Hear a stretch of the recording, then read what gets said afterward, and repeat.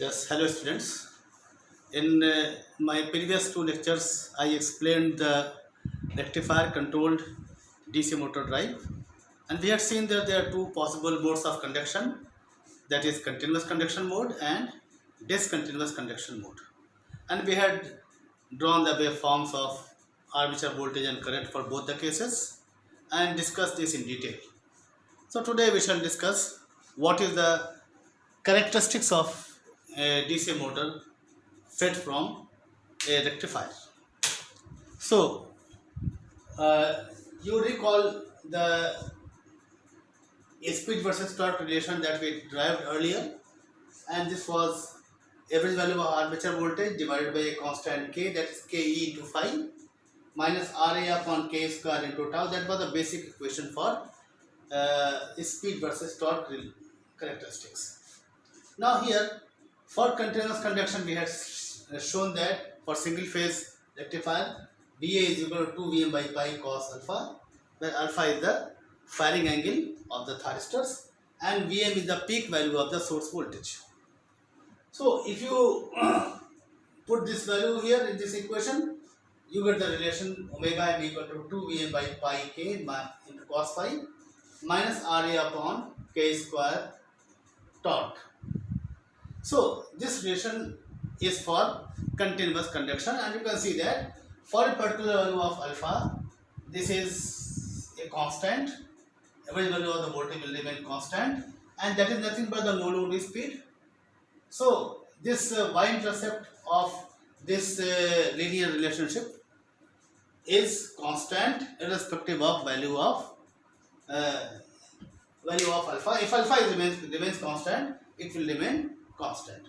So as the load varies, the speed will drop because of the negative slope here, minus Ra upon K square.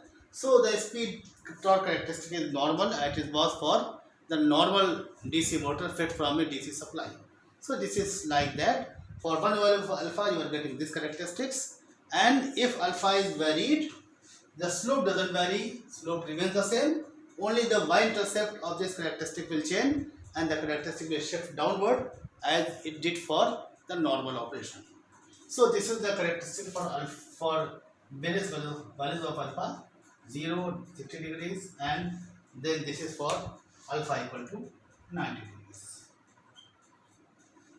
We had seen that on the last run that as the load is decreased, current decreases, and there is chances that the current will fall to 0 before the beginning of next cycle. So that leads to discontinuous conduction. So for lower loads, conduction will not remain continuous, and the characteristic will also change. So this shows the boundary between continuous and discontinuous conduction. So it's the boundary of continuous and discontinuous conduction. So this is the boundary. So after that boundary, after the particular that load torque that we call critical torque, the conduction becomes continuous, and thereafter the relationship is linear, and the speed drops linearly depending on the value of Ra and K square. So this is the characteristic for continuous conduction. But when the conduction is discontinuous, the average value of output voltage that we derived in the last turn, it was Vm cos alpha minus cos beta plus pi plus alpha minus beta into E upon pi. Here you remember that beta is the extinction angle, that is the instant at which the current falls to 0. So this is the average value of voltage. You can put this value of V in this equation, and you will get this equation. And then you can see that here there is a term E. So in place of E, I have written here Q omega m. It depends on speed of the motor. So that I have divided like this: Vm cos alpha minus cos beta upon pi k, the first term, plus second term pi plus alpha minus beta into K omega m. In place of E, I have written Q omega m upon pi k minus Ra upon K square into torque. Now you can see that here speed comes from right hand side also, speed term. So you have to, if you want to find the speed versus torque relationship, you have to take this term on the left hand side. So you take this term on the left hand side and take omega m common and then solve it, and you will get finally this equation, that is Vm cos alpha minus cos beta upon k beta minus alpha minus pi Ra upon k square beta minus alpha. Of course, it is the torque term is missing here into torque T. So this is the relationship between speed and torque for discontinuous conduction. Now you can see here the slope as well as the no load speed, the first component, both depend on beta. Both depend on beta, and beta depends on the load on the motor. Higher the load, more is the current, and more will be beta. More will be extinction angle. So this depends on load. So this means that as the torque varies, both slope and this component will also change. So you can say that the characteristic becomes non-linear. So after the conduction becomes discontinuous, characteristics becomes non-linear. So let us see what will be the y-intercept. That is, what is the no load speed of the motor. So this is the no load speed. So what is the no load speed of the motor, that we have to think, so that we can complete these characteristics. So at no load, that is the torque is 0. This means that the average value of current Ia is also 0. Ia depends on torque. So Ia is 0. This means that Ia should not flow even for a short interval of time. So for all instants, the instantaneous current will also be equal to 0. So Ia will be 0 throughout. And if you recall those equations and circuit diagrams, you can see that for Ia to be 0, the value of E should always be greater than or equal to the value of back EMF, value of the armature voltage, because current that flows here, that depends on VA minus E. So even if for short interval of time, if VA becomes more than E, current will flow. So this means that VA should be equal to E, or you can say that the peak value of the voltage, armature voltage, should be equal to the back EMF E, so that current never flows. So this means that for this condition, E naught should be equal to the peak value of armature voltage. Then only current will be 0 for all instants, and then you will get Ia equal to 0, average current will be equal to 0, and the torque will be equal to 0. So this means that for no load condition, the back EMF E naught will be equal to the peak value of armature voltage in the whole cycle. So E naught is equal to VA peak. Now here I have shown two cases, one for alpha less than 90 degrees and other for alpha greater than 90 degrees. For alpha less than 90 degrees, you recall the equation, the waveform of armature voltage. It becomes like this, and you can see that in this case, the peak value of VA, whether alpha is 90 degree, alpha is 60 degree or 30 degree or 0 degree, the peak value always remains equal to Vm. So for alpha less than 90 degrees, the peak value of armature voltage is equal to the peak value of the source voltage, that is Vm. So for alpha less than 90 degrees, VA peak equal to Vm. So E naught, that is equal to K omega m naught. Omega m naught is the no load speed, will be equal to Vm, and omega m naught you can write as Vm upon K. So no load speed will be Vm, which is a constant, upon K, which is a constant. So it is constant irrespective of value of alpha, whether the firing angle is 60 degrees or 30 degrees or 20 degrees or 0 degrees, the no load speed will remain Vm upon K. So you can see that this is the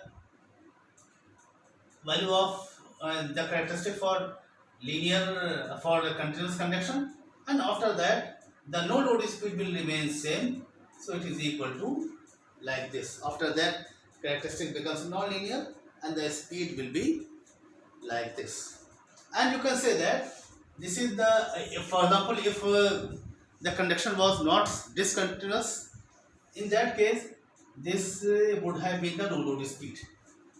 But because of discontinuous conduction, characteristic becomes non-linear, slope changes, and the no load speed in that case will be more than the no load speed in the continuous conduction.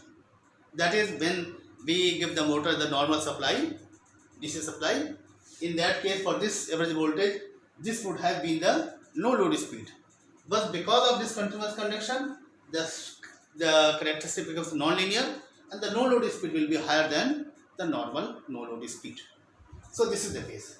For alpha 60 degrees, if this were a continuous conduction, you would have got this no load speed, but the no load speed has to remain same as it was for alpha equal to 0. So it will be more non-linear and no load speed will be same as before.